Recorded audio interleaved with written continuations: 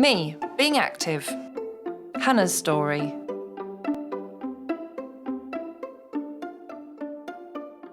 When I was in hospital with undiagnosed stroke-like symptoms, I discovered that although words weren't my strong point, I could draw a stick man that kind of told the story about what I'd seen in the ward that made me laugh. And people were like, oh wow, those are cool, make a book. So I did a booklet, self-printed, and I sold about 500 copies of it. One of the reasons that my work works, ones like this, they say, go away, in a way that's actually not offensive.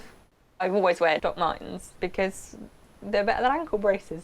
Match them to my outfits and everyone thinks I'm really stylish and really, it's a medical appliance. Yes. I have a condition called postural orthostatic tachycardia syndrome, and I don't get enough blood to the brain. I wasn't diagnosed till I was 24. Some people faint with it. I just get gradually, or quickly, more and more drunk. So we're lying down because I'd got to the state in the conversation where my speech was slurred and I couldn't think what I was saying. Another condition that I've got means my joints are very loose and dislocate a lot. If I didn't exercise for say 5 or 6 days in a row, I'd start noticing my joints would be slipping out of place more. I'd be getting more pain, more fatigue.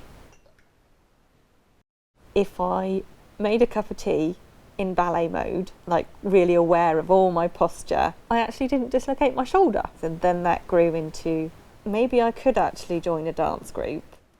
There were places that said, yes, it's okay, we're very inclusive, you can come along, you can sit out when we're doing the footwork. When you get a really patronising response, or oh, we don't do that kind of thing, it's like, that's not fair, that's the wrong answer. I just want to do something normal. And then I was lucky enough to find Dugout, which really doesn't care what your ability level is. It took about 3 days, spending quite a long time on the internet to find it. A human being could theoretically do like this many things, but in a whole lifetime you've only actually got time to do this many things. Your limitations might change what you do, but they don't need to actually limit your life.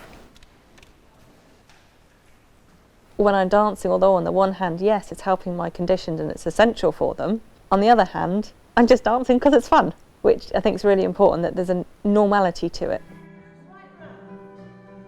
Just because you can't run around a football pitch doesn't mean you can't do sport.